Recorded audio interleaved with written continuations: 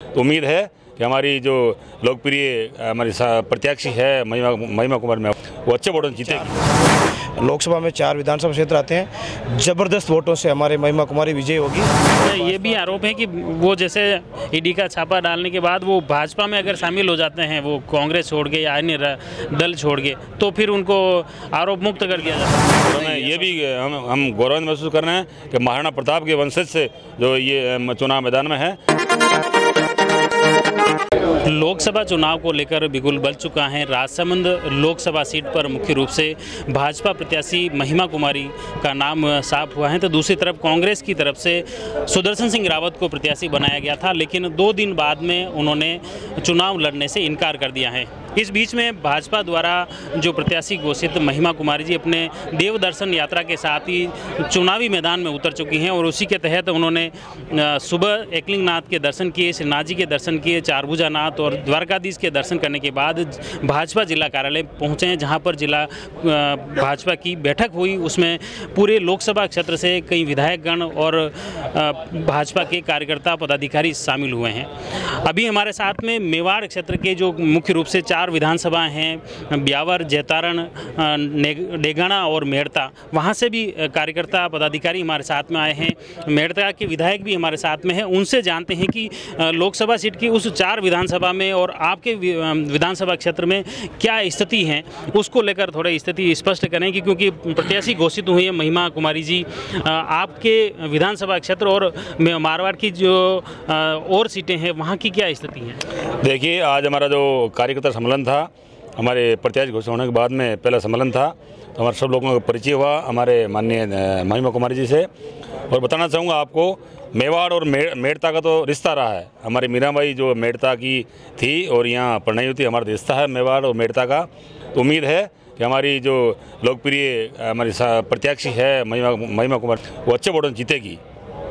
मुख्य रूप से आपके मेड़ता डेगाना से कई दावेदार थे और भी इस सूची में शामिल थे जो कि दावेदारी कर रहे थे, और कहीं वो नाराज़गी तो नहीं दिखी? देखिए, भाजपा जो है अनुशासित पार्टी है और हम सब मोदी जी पर भरोसा करते हैं। जो भी कैंडिडेट आया हमारा, वो सब हम लोग सारे कार्यकर्ता एक हैं, उसमें कोई नाराज़गी नहीं है। क्या मुख्य मुद्दे रहने वाले हैं इस चुनाव में? बिल्कुल विकास के मुद्दे रहेंगे। हमारे राजसमंद का विकास कैसे हो, हमारी पूर्व सांसद रही दिया कुमार जी ने बहुत ज़्यादा विकास किया मेवाड़ क्षेत्र, मारवाड़ क्षेत्र का। आशा है कि हमारे महिमा बढ़ेंगे और हमारा अच्छा प्रतिनिधित्व बनेगा दिल्ली में और राजसमंद का विकास होगा।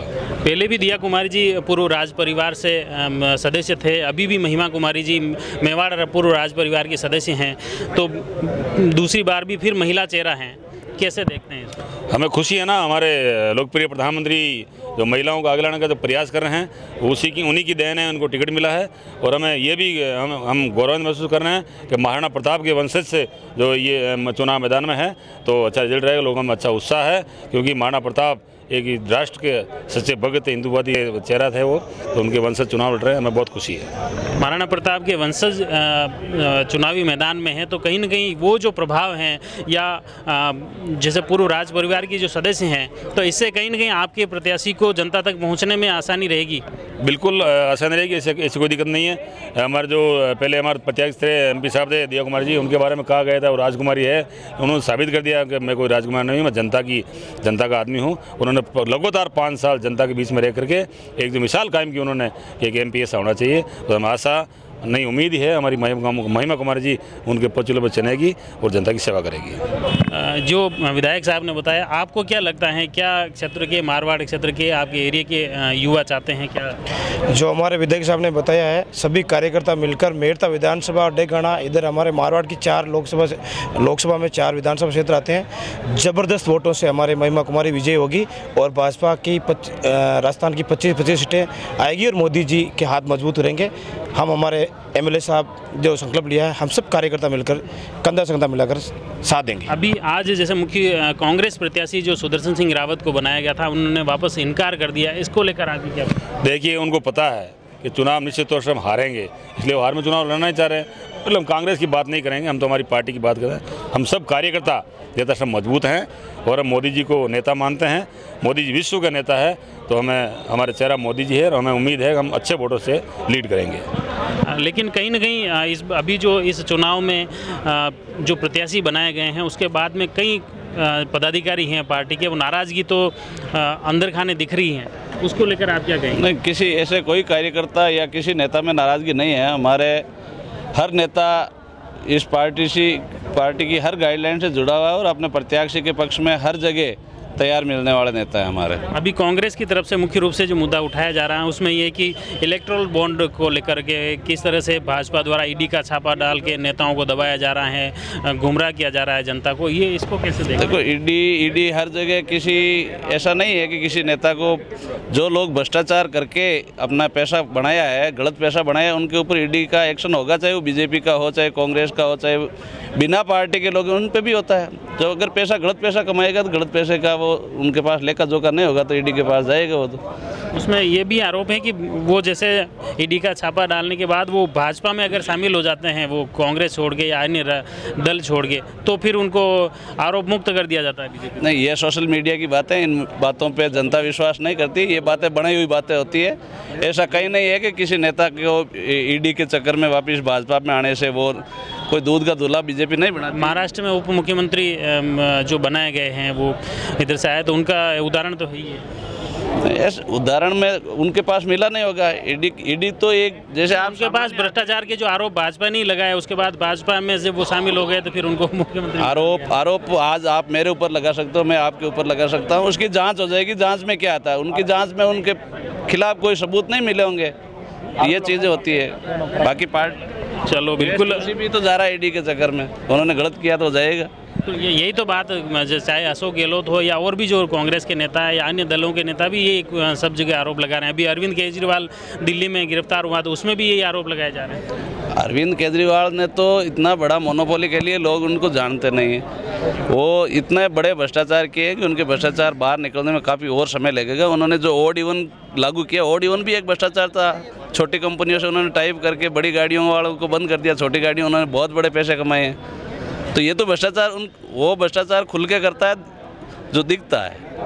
क्या लग रहा है फिर ये जो इस बार का जो कांग्रेस जो मुद्दा बना रही है, चाहे इलेक्ट्रोल का हो या ईडी के जो भाजपा की तरफ से जो कार्रवाई, इसको कैसे देखते हैं?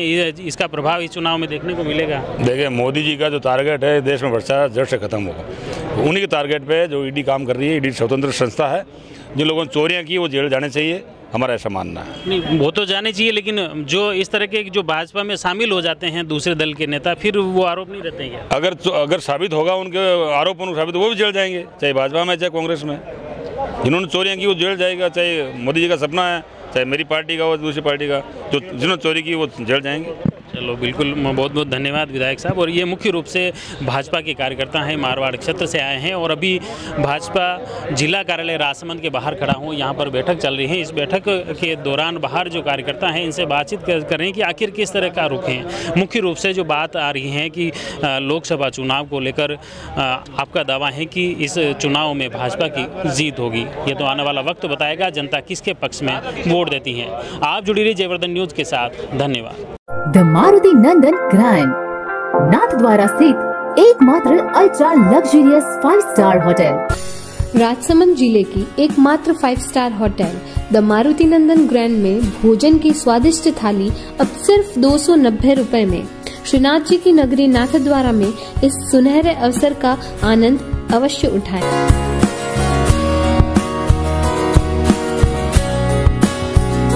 मारुति नंदन ग्रैंड, थिंक नाथद्वारा, थिंक नंदन ग्रैंड।